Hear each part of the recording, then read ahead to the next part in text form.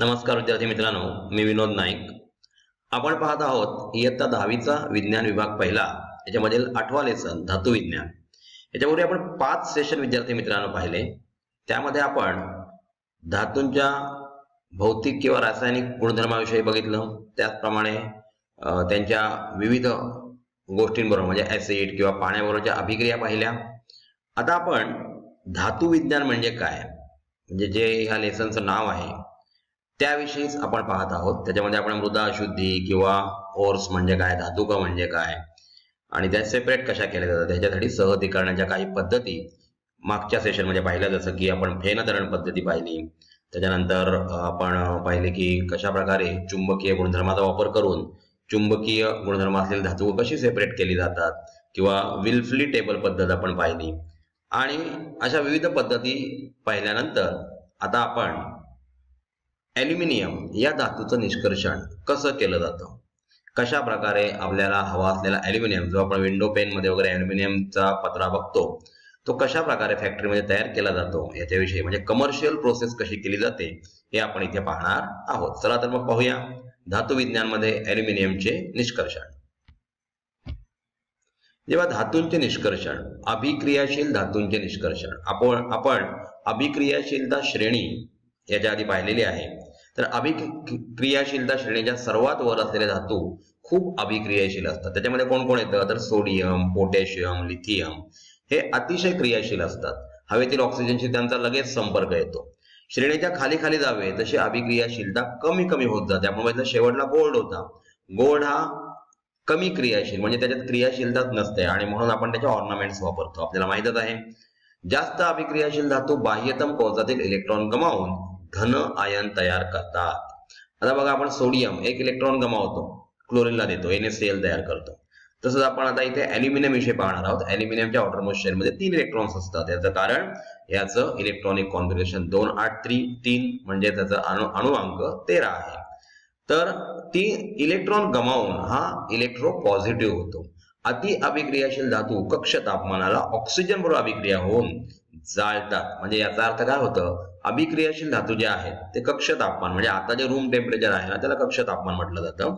तिथे ऑक्सिजन बरोबर त्याची अभिक्रिया होते. कारण नायट्रोजन नंतर असणारा वायू जो आहे वातावरणामध्ये तो आहे ऑक्सिजन. त्यांच्या निष्कर्षणासाठी विद्युत अपघटनिक क्षपण पद्धती वापरावी लागते. म्हणजे आपण इलेक्ट्रोलायटिक रिडक्शन या पद्धतीने ॲल्युमिनियम कशा प्रकारे तयार करतात हे सुद्धा आपण शेवटला पाहणार आहोत. चला तर मग पाहूया ॲल्युमिनियमचे निष्कर्षण. धातूच्या निष्कर्षणामध्ये आपण एक धातू पाहणार होतो म्हणजे ॲल्युमिनियम. इथे पहा उदाहरणार्थ सोडियम, कॅल्शियम व मॅग्नेशियम. आता ह्या काही धातूंचे एक्झाम्पल दिलेले आहेत. हे धातू त्यांच्या वितळलेल्या क्लोराईड क्षारांच्या अपघटनाने मिळतात. बघा ऋणाग्र अभिक्रिया याच्यामध्ये काय Na+ म्हणजे इथे आपण बघतोय की कॅथोड आणि ॲनोड. ॲनोड म्हणजेच धनाग्र आणि कॅथोड म्हणजे ऋणाग्र. इथे काय होतो त्यांच्या द्रावणामध्ये की Na+ याने जो इलेक्ट्रॉन आधी दिलेला असतो क्लोरीनला तो इलेक्ट्रॉन त्याला मिळतो आणि त्यापासून Na हा धातू तयार होतो. धनाग्र ॲनोडला अभिक्रिया काय होते बघा की 2Cl- क्लोरीन धनाग्राकडे घेतला जाईल, ॲनोडकडे घेतला जाईल कारण त्याच्यावर निगेटिव्ह चार्ज आहे. धन आणि ऋण यांच्यामध्ये अट्रॅक्शन होतं. तर इथे Cl2 गॅस तयार होईल कारण त्याच्याकडे असलेला एक इलेक्ट्रॉन, इथे 2 Cl वापरलेले आहेत पण त्यांच्याकडे असलेला एक इलेक्ट्रॉन एक असे 2 इलेक्ट्रॉन ते देऊन Cl एकत्र येऊन त्यांच्यामध्ये Cl2 हा डायटॉमिक मॉलिक्यूल तयार होतो आणि धनाग्राजवळ Cl2 गॅस मुक्त होतो. तर अशा प्रकारे वितळलेल्या क्लोराईडच्या क्षारांच्या अपघटनाने आपल्याला विविध धातू मिळत असतात. इथे सोडियम आपण मिळवलेला आहे. तर अशा प्रकारचे कॅल्शियम किंवा मॅग्नेशियम आपण मिळवू शकतो. इथे पहा ॲल्युमिनियमचे निष्कर्षण करण्यापूर्वी ॲल्युमिनियम धातूविषयी काही गोष्टी आपल्याला माहिती असणं गरजेचं आहे. ॲल्युमिनियमची संज्ञा Al आहे. ॲल्युमिनियमचं स्पेलिंग ALU म्हणजेच AL नी सुरुवात त्याचं बिगिनिंग होते आणि म्हणून AL त्याची संज्ञा आहे. त्याचा रंग रुपेरी पांढरा आहे. ॲल्युमिनियम तर आपल्याला फॅमिलियर आहे. आपल्या घरातली भांडी सुद्धा ॲल्युमिनियमची बनलेली असतात. ह्याचा अणुअंक म्हणजे ॲटॉमिक नंबर 13 आहे. म्हणून इलेक्ट्रॉनिक स्वरूपण पहिल्या कक्षेची कॅपॅसिटी 2, नंतर 8 आणि 3. 2, 8, 3 हे त्याचं इलेक्ट्रॉनिक स्वरूपण आहे आणि बाह्यतम कक्षेमध्ये म्हणजे व्हॅलन्स शेअरमध्ये 3 इलेक्ट्रॉन्स असल्यामुळे त्याची संयुजा व्हॅलन्सी 3 आहे. ॲल्युमिनियम अभिक्रियाशील धातू असल्यामुळे निसर्गात मुक्त अवस्थेत आढळत नाही. आता अभिक्रियाशीलता श्रेणीमध्ये आपल्याला वरच्या भागामध्ये आढळतात. म्हणजे याचा अर्थ हे अभिक्रियाशील आहेत, म्हणजे रिएक्टिव्ह आहेत आणि त्याच्यामुळे हवेतल्या ऑक्सिजनशी किंवा सल्फाईडशी त्यांचा संपर्क येतो. ॲल्युमिनियमचे त्याच्या मुख्य धातू बॉक्साईट, लक्षात ठेवा बॉक्साईट हे त्याचा मुख्य धातू आणि महाराष्ट्रामध्ये सर्वात जास्त मिळणार हे धातू आहे. तर Al2O3 आणि NH2 यांच्या ठिकाणी 2, 3, 4 असे पाण्याचे मॉलिक्यूल त्याच्यामध्ये लागलेले असतात. पासून निष्कर्षण केले जाते. बॉक्साईट मध्ये 30% ते 70% इतके ॲल्युमिनियम असते आणि उरलेला भाग जो असतो तो मृदा अशुद्धीचा असतो. आणि म्हणजे या अशुद्धी आपल्याला बाहेर काढाव्या लागतात. ते कशा प्रकारे बाहेर काढतात ते आपण आता पुढे पाहणार आहोत. पहा, निष्कर्षणाच्या 2 पायऱ्या आहेत. त्याच्यापैकी बॉक्साईट या धातूंचे सहतीकरण, आपल्याला कॉन्सन्ट्रेशन करायचं बॉक्साईट ह्या धातुकाचं. बॉक्साईट मध्ये सिलिका. आता काय काय असतं बॉक्साईट मध्ये अशुद्धीमध्ये? बघा, सिलिका असते, फेरिक ऑक्साईड असते आणि टिटॅनियम ऑक्साईड सुद्धा असते. या अशुद्धी असतात. तर बेअर किंवा हॉलच्या पद्धतीमध्ये अपक्षालन करून ह्या अशुद्धी काढण्यात येतात. आता बेअरच्या प्रोसेसमध्ये आपण सोडियम हायड्रॉक्साईड जलीय द्रावण वापरणार आहोत आणि हॉलच्या प्रोसेसमध्ये फक्त सोडियम कार्बोनेट वापरणार आहोत. शेवटी प्रोडक्ट आपल्याला ॲल्युमिनियम हायड्रॉक्साईडचं मिळणार आहे आणि त्याच्यानंतर त्याच्यावर क्रिया करून आपण इलेक्ट्रोलायटिक रिडक्शन करून त्याच्यापासून आपण ॲल्युमिनियम तयार करणार आहोत. तर अशा प्रकारे बॉक्साईटमध्ये या विविध प्रकारच्या अशुद्धी असतात. त्या कशा प्रकारे सेपरेट करतात याविषयी आपण आता इथे पाहणार आहोत. इथे बघा, बेअरच्या पद्धतीत धातूक गोलाकार चक्कीतून भरले जाते. चक्की म्हणजे आपल्याला माहिती आहे, आपण पीठ म्हणजे आटा तयार करतो, गव्हाचं पीठ किंवा तांदळाचं पीठ आपण ज्या गिरणीमध्ये त्याला ग्राइंड केलं जातं तशा प्रकारच्या गोलाकार चक्कीतून त्याला भरडलं जातं जेणेकरून त्याची बारीक पावडर व्हावी व सार संग्रहात म्हणजे डायजेस्टरमध्ये उच्च दाबाखाली 2 ते 8 तास कॉस्टिक सोड्याच्या द्रावणावर. आता कॉस्टिक सोडा म्हणजे कोण? तर सोडियम हायड्रॉक्साईड NaOH 140 अंश ते 150 अंश सेल्सिअसला त्याचे अपक्षालन केले जाते, म्हणजे लिचिंग केलं जातं. आणि लिचिंग केल्यानंतर त्याच्यामध्ये काय काय प्रक्रिया होतात ते आपण पुढल्या स्लाइडमध्ये पाहणार आहोत. इथे पहा, ॲल्युमिनियम ऑक्साईड NaOH च्या जलीय द्रावणात विरघळून, आता ॲल्युमिनियम ऑक्साईड जे Al2O3 हे जलीय द्रावणात विरघळतं आणि सोडियम ॲल्युमिनेट तयार करतं. इथे पहा, एक रिएक्शन दिलेली आहे Al2O3 2H2O. हे बॉक्साईट ओर जे आहे त्याचा फॉर्म्युला आहे. ॲल्युमिनियम बरोबर 3 ऑक्सिजन असावे लागतात, कारण ॲल्युमिनियम एका ॲल्युमिनियम पासून 3 इलेक्ट्रॉन्स मिळू शकतात. अशा 2 ॲल्युमिनियम पासून 6 इलेक्ट्रॉन्स मिळतात. एका ऑक्सिजनला 2 इलेक्ट्रॉन्सची गरज आहे आणि म्हणून त्याच्यावर 3 ऑक्सिजन जोडले जातात. म्हणजे 3 ऑक्सिजनला 2 2 2 असे 6 इलेक्ट्रॉन्स हवे असतात जे 2 ॲल्युमिनियम कडून मिळतात. म्हणून ॲल्युमिनियम ऑक्साईडचा फॉर्म्युला Al2O3 असा आहे. 2NaOH aqueous जलीय द्रावण जे आहे ज्यावर सोडियम ॲल्युमिनेट तयार झाला आपल्याला दिसतो इथे 2NaAlO2 aqueous सोल्युशन आणि पाण्याचा मॉलिक्यूल तयार होतोय. 3 पाण्याचे मॉलिक्यूल तयार झाले. मृदा अशुद्धीमधील आयर्न ऑक्साईड सोडियम हायड्रॉक्साईड मध्ये विरघळत नाही, लक्षात घ्या. याच्यामध्ये मृदा अशुद्धीमध्ये असलेला आयर्न ऑक्साईड जे आहे ते सोडियम हायड्रॉक्साईड मध्ये विरघळत नसल्यामुळे आपण त्याला गाळून सेपरेट करू शकतो. इथे पहा, NaOH मध्ये अशुद्धीमधील सिलिका विरघळून पाण्यात द्रावणीय सोडियम सिलिकेट तयार होतो. आता लक्षात ठेवा, आता दुसरं काय राहिलं, टिटॅनियम ऑक्साईड असं गाळून वेगळं केलं जातं आणि सोडियम सिलिका जी आहे ती NaOH मध्ये विरघळून त्याच्यापासून सोडियम सिलिकेट तयार होते. जलीय सोडियम ॲल्युमिनेट 50 अंशापर्यंत थंड केले जाते. त्यामुळे ॲल्युमिनियम हायड्रॉक्साईडचे अवक्षेपण घडून येते. अवक्षेपण म्हणजे आपल्याला बघा त्या रिएक्शन मध्ये खालच्या दिशेने असलेला बाण दाखवलेला आहे, म्हणजे हा बॉटमला गेलेला आपल्याला दिसतो. म्हणजे NaAlO2 प्लस 2H2O याच्यापासून आपल्याला मिळतोय NaOH, म्हणजे आपण जे सोडियम हायड्रॉक्साईड ही कॉस्टिक सोडा पहिला वापरला होता तोच आपल्याला याच्यामध्ये एंड प्रॉडक्ट इथे मिळतोय आणि ॲल्युमिनियम हायड्रॉक्साईड सुद्धा ते तयार होतोय. एका हायड्रॉक्साइड ग्रुपला एका इलेक्ट्रॉनची गरज आहे. ॲल्युमिनियमकडे 3 इलेक्ट्रॉन्स आहेत कारण त्याचा ॲटॉमिक नंबर 13 आहे, म्हणजे 2 8 3. बाह्यतम कक्षामध्ये जे 3 इलेक्ट्रॉन्स आहेत ते 3 हायड्रॉक्साइड ग्रुपला दिले जातात आणि म्हणून Al आणि ब्रॅकेटमध्ये हा OH3 दाखवायचा आहे कारण एक पूर्ण हायड्रॉक्सिल ग्रुप आहे त्याला एका इलेक्ट्रॉनची गरज आहे आणि म्हणून Al ब्रॅकेटमध्ये OH3 म्हणजे ॲल्युमिनियम हायड्रॉक्साईडचं अवक्षेपण तयार झालेलं आपल्याला दिसतंय.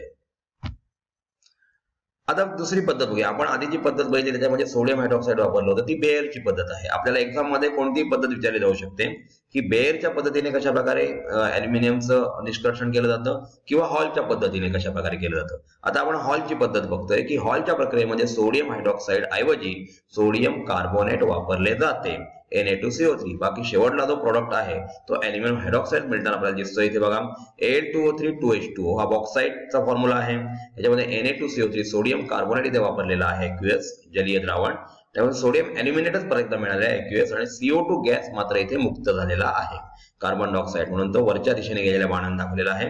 नंतर 2H2O. आता जो तयार झालेला सोडियम ॲल्युमिनेट आहे त्याच्याबरोबर पाणी आणि कार्बन डायऑक्साईड जे तयार झाले त्यांचीच रिएक्शन केली जाते, आणि ह्याच्यापासून सर्वात महत्वाचा पार्ट मध्ये ॲल्युमिनियम हायड्रॉक्साईडचे 2 मॉलिक्युल्स तयार होतात, आणि त्याचं अवक्षेपण झालं दिसतं, कारण खालच्या दिशेने बाण आपल्याला दिसतोय.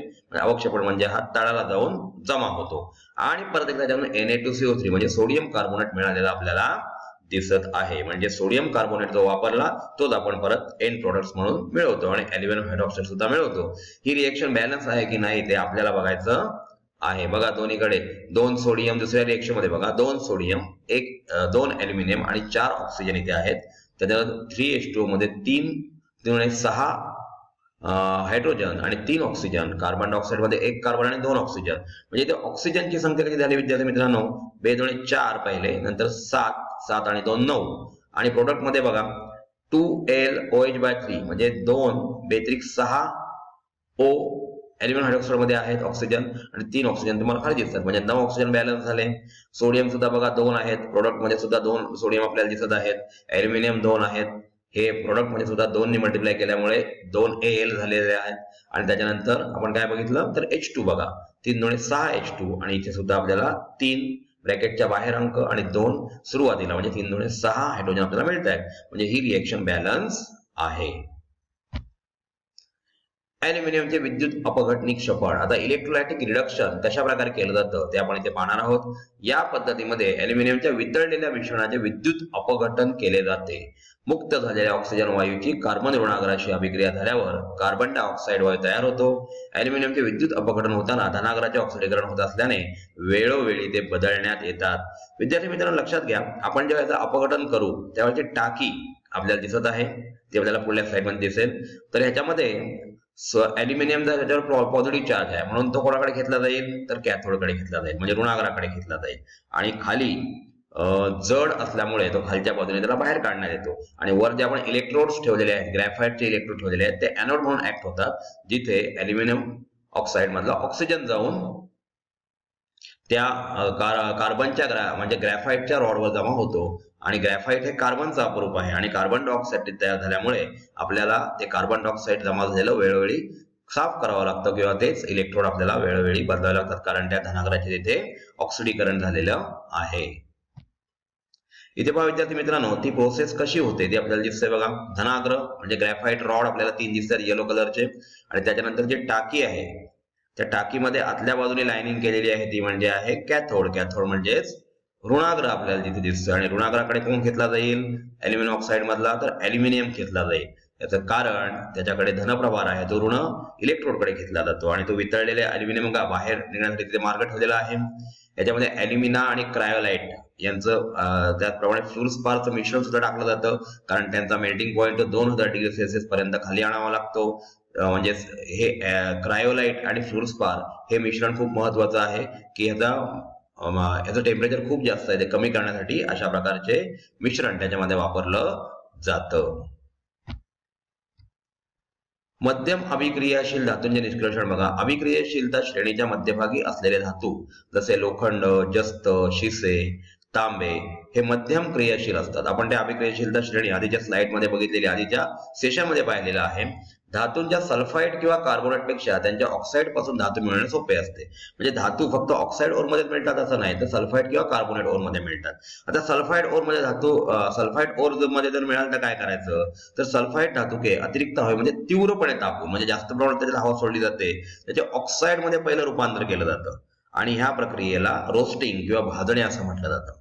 मग तुम्हाला सांगितलं त्याप्रमाणे धातुक जेव्हा आपल्याला माइन्स मध्ये मिळतात तेव्हा ते सल्फाइड किंवा कार्बोनेटच्या संयुगांच्या स्वरूपात मिळतात. मग सल्फाइड जर असतील तर त्यांचं पहिलं आपल्याला ऑक्साईड मध्ये, किंवा कार्बोनेट जरी असले तरी त्यांचं पहिलं आपल्याला ऑक्साईड मध्ये रूपांतर करावं लागतं. मग सल्फाइडचं ऑक्साईड मध्ये रूपांतर करण्यासाठी अतिरिक्त हवेमध्ये जास्त ऑक्सिजन त्याच्यामध्ये अप्लाय करून त्याचं रोस्टिंग केलं जातं, म्हणजे भाजण्याची प्रक्रिया केली जाते, आणि त्यापासून त्या धातूचं ऑक्साईड तयार केलं जातं. दुसरं बघा, आपण सल्फाइड ओरचं बघितलं ऑक्साईड तयार करण्यासाठी, म्हणजे आपण रोस्टिंगची प्रोसेस बघितली. आता इथे कॅल्सिनेशन बघूया, म्हणजे निस्तापन म्हणजे काय ते बघूया. कार्बोनेटची धातुके असतील तर मर्यादित हवेमध्ये तीव्र प्रमाणात तापवून तिकडे आपण जास्त प्रमाणात हवा सोडली होती, परंतु इथे आता मर्यादित हवा इथे वापरलेली आहे आणि त्याचं ऑक्साईडमध्ये रूपांतर केलं जातं. या प्रक्रियेस कॅल्सिनेशन किंवा निस्तापन असं म्हटलं जातं. विद्यार्थी मित्रांनो, दोन गोष्टी लक्षात ठेवा. जर सल्फाईड ओर असतील तर ऑक्साईडमध्ये कन्वर्ट करण्यासाठी म्हणजे ऑक्साईड धातुकांमध्ये कन्वर्ट करण्यासाठी भाजण्याची क्रिया वापरली जाते म्हणजे रोस्टिंगची क्रिया वापरली जाते. आणि जर कार्बोनेट ओर्स असतील तर त्याचं रूपांतर पहिलं ऑक्साईडमध्ये करण्यासाठी म्हणजे ऑक्साईडमध्ये केल्याशिवाय आपण त्याचं इलेक्ट्रोलायटिक रिडक्शन करू शकत नाही. म्हणून कोणतेही संयुग आपल्याला मिळाली तर ती ऑक्साईडमध्ये कन्वर्ट करावी लागतात. तर अशा प्रकारे कार्बोनेट धातुकांचं रूपांतर जर ऑक्साईड ओरमध्ये करायचं असेल, ऑक्साईडच्या रूपात करायचं असेल तर निस्तापन ही क्रिया केली जाते म्हणजेच कॅल्सिनेशनची प्रोसेस केली जाते. आता इथे पहा, आपण भाजणे आणि निस्तापन जे आधी बोललेलो आहोत त्याप्रमाणे इथे भाजण्याची एक अभिक्रिया दिलेली आहे बघा. ZnS म्हणजे झिंक ब्लेंड आणि मोठ्या प्रमाणात ऑक्सिजन इथे वापरला जातो. याच्यापासून 2 ZnO तयार होतात म्हणजे झिंक सल्फाईडचं रूपांतर झिंक ऑक्साईडमध्ये झालं आणि SO2 गॅस इथे मुक्त झालेला आहे. म्हणजे ह्या प्रक्रियेला रोस्टिंग किंवा भाजण्याची प्रक्रिया असं म्हणतात. पुढे बघतोय आपण निस्तापन म्हणजे कॅल्सिनेशन मध्ये काय होतं तर झिंक कार्बोनेट याचं रूपांतर कमी प्रमाणात हवेत ZnO मध्ये होतं आणि कार्बन डायऑक्साईड वायूतून मुक्त होतो. आपण जर दोन्हीकडे रिएक्टंट आणि प्रोडक्ट मध्ये बघितलं तर दोन्ही रिएक्शन आपल्याला बॅलन्स झालेल्या दिसत आहेत. म्हणजे दुसरी जी अभिक्रिया आहे ती कॅल्सिनेशनची म्हणजे निस्तापनाची अभिक्रिया आहे. आता याच्यानंतर जे झिंक ऑक्साईड आपल्याला मिळतं बघा, यानंतर मिळालेल्या झिंक ऑक्साईडचे कार्बन सारख्या योग्य क्षपणक म्हणजे रिड्युसिंग एजंट यांचा वापर करून झिंक मध्ये केलं जातं म्हणजे जास्त मिळवलं जातो. इथे बघा zinc oxide plus carbon give zinc plus carbon monoxide हा वायू इथे मुक्त होतो. आणि महत्वाची गोष्ट म्हणजे वायू मुक्त झाल्यानंतर तो शिल्लक राहिलेला पार्ट आहे तो झिंक आहे, जस्त आहे. याचा निष्कर्ष आपण अशा प्रकारे करतो. धातूंच्या ऑक्साईडचे क्षपण करून धातू मिळवण्यासाठी कार्बन व्यतिरिक्त सोडियम सुद्धा वापरू शकतो. इथे जर आपण सोडियम वापरला तर काय तयार होईल Na2O तयार होईल आणि झिंक वायू मोकळा होईल. म्हणजे इथे आपण कार्बनच्या ऐवजी जर सोडियम वापरला तर सोडियम 2 वापरावे लागतील, 2 त्याचे ऍटम्स घ्यावे लागतील म्हणजे Na2O तयार होईल आणि Zn याच्यातून मुक्त होईल. किंवा कॅल्शियम ऍल्युमिनियम यांसारख्या अभिक्रियाशील धातूंचा सुद्धा क्षपणक म्हणून वापर करतात. समजा ऍल्युमिनियम वापरलं तर ऍल्युमिनियम ऑक्साईड तयार होईल, कॅल्शियम वापरलं तर कॅल्शियम ऑक्साईड तयार होईल आणि झिंक वायू इथे झिंक स्थायू पदार्थामध्ये इथे मुक्त झालेला वेगळा झालेला आपल्याला दिसेल. म्हणजे वरच्या रिएक्शन मध्ये कार्बनच्या ऐवजी आपण सोडियम कॅल्शियम किंवा ऍल्युमिनियम अशा प्रकारच्या क्षपणकांचा म्हणजे रिड्युसिंग एजंटचा वापर करू शकतो. त्यांच्या संयुगापासून विस्थापित करतात. उदाहरणार्थ जेव्हा मॅंगनीज डायऑक्साईड ऍल्युमिनियमच्या भुकटीवर प्रज्वलित केल्यावर खालील अभिक्रिया घडते बघा. मॅंगनीज डायऑक्साईड म्हणजे MnO2 आणि ऍल्युमिनियम यांची रिएक्शन होऊन Al2O3 म्हणजे ऍल्युमिनियम ऑक्साईड तयार होतोय आणि उष्णता बाहेर पडते. आणि सर्वात महत्वाची गोष्ट म्हणजे इथे मॅंगनीजचं निष्कर्षण केलं जाते बघा. ऑक्साईड पासून आपण कोण क्षपणक वापरला तर क्षपणक का म्हणतात इथे, कारण तो म्हणजे जो ऍल्युमिनियम आहे तो मॅंगनीज डायऑक्साईड मधून ऑक्सिजन बाहेर खेचून घेतो. ऑक्सिजन बाहेर काढणाऱ्या एजंटलाच काय म्हणतात रिड्युसिंग एजंट असं म्हणतात. म्हणजे इथे ऍल्युमिनियम रिड्युसिंग एजंट आहे आणि इथे MnO2चं सुद्धा रिडक्शन झालेलं आहे कारण ऑक्सिजन त्याला सोडून जातोय आणि मॅग्नेशियम आपल्याला मिळतोय.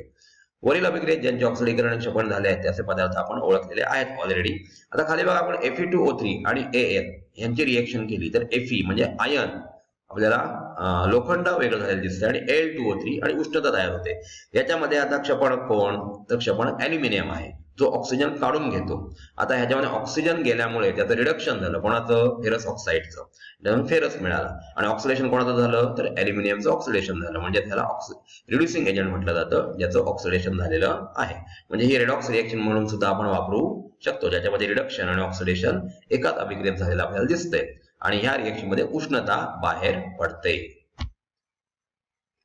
इथे बघा थर्मिट जोडकाम. आता ज्या रिएक्शन मध्ये प्रचंड प्रमाणात उष्णता बाहेर पडते ना त्या रिएक्शनला थर्मिट अभिक्रिया असं म्हणतात. म्हणजे Fe2O3 ची रिएक्शन आपण आधीच्या स्लाइड मध्ये बघितली आणि ZnO ची रिएक्शन बघितली, दुसरी आपण मॅंगनीज डायऑक्साईडची रिएक्शन बघितली. याच्यामध्ये मोठ्या प्रमाणात उष्णता बाहेर पडते आणि म्हणून या अभिक्रियेला थर्मिट अभिक्रिया सुद्धा म्हटलं जातं. तर थर्मिट जोडकाम वेल्डिंग पद्धत कशा प्रकारे केली जाते म्हणजे उष्णता बाहेर पडल्यामुळे मोल्टन स्टेट मध्ये हा धातू तयार होतो आणि त्याची जे लिक्विड स्टेट मधलं जे रूपांतर झालेलं आहे ते या तळ्यामध्ये सोडलं जातं आणि त्याच्यामुळे हे 2 रूळ जे आहेत ते एकमेकाला जोडलेले आपल्याला इथे दिसतात. त्याला म्हणतात थर्मिट जोडकाम. विद्यार्थी मित्रांनो, जर कमी अभिक्रियाशील धातू असतील तर त्यांचं निष्कर्षण कसं करायचं तर अभिक्रियाशीलता श्रेणीच्या तळाशी असणारे धातू कमी अभिक्रियाशील असतात. म्हणूनच ते निसर्गात बहुधा मुक्त अवस्थेत आढळतात, म्हणजे त्यांचं ऑक्साईड आपल्याला मिळत नाही. सोने, चांदी किंवा प्लॅटिनम हे आपल्याला खाणीमधून जसेच्या तसे आपण काढू शकतो. त्यांना योग्य प्रकारे धुवून त्यांच्यापासून आपण सोन्याचे दागिने बनवू शकतो. म्हणजे हे कमी अभिक्रियाशील आहेत आणि म्हणून त्यांचं निष्कर्षण करण्यासाठी कोणतीही प्रोसेस वापरली जात नाही, तर ते मुक्तावस्थेत आढळतात. मुक्तावस्थेत तांब्याचे साठे आता फारसे उरलेले नाहीत, लक्षात घ्या. आता तांबे हे प्रामुख्याने Cu2S कॉपर सल्फाइडच्या स्वरूपात आढळते. Cu2S या धातुकाला केवळ हवेत उष्णता दिल्यास तांबे मिळवता येते. याची अभिक्रिया आपल्याला दिसते बघा. Cu2S copper sulphide plus 3O2 जो Cu2O आणि SO2 वायू मुक्त होतोय. आता तयार झालेला जो Cu2O आहे, कॉपर ऑक्साईड जो आहे, तो क्युप्रिक सल्फाइड बरोबर त्याचा अभिक्रिया केली जाते आणि Cu आपल्याला कॉपर इथे मिळू शकतो आणि सल्फर डायऑक्साइड मुक्त होतो. सिनाबार HgS या पाऱ्याच्या धातुकापासून पारा कसा बनवतात त्याची माहिती मिळवा. आपण ही मिळवायची आहे, पण लक्षात ठेवा सिनाबार हे पाऱ्याचं धातुक आहे आणि त्याचा फॉर्म्युला HgS आहे. अशा प्रकारचा क्वेश्चन तुम्हाला एक्झाम मध्ये विचारला जातो. तर विद्यार्थी मित्रांनो, आपण या सेशन मध्ये ॲल्युमिनियमचं निष्कर्षण त्याच्या बॉक्साईट या ओर पासून कसं केलं जातं, त्याच्यामध्ये बेअरची प्रोसेस किंवा हॉलची प्रोसेस कशी वापरली जाते, त्याचप्रमाणे मीडियम ज्यांची रिएक्टिव्हिटी आहे अशा प्रकारचे धातू कसे निष्कर्षित केले जातात आणि कमी क्रियाशीलता असलेले धातू कशा प्रकारे मुक्त अवस्थेत आढळतात ते सुद्धा आपण इथे शिकलेलो आहोत. धन्यवाद.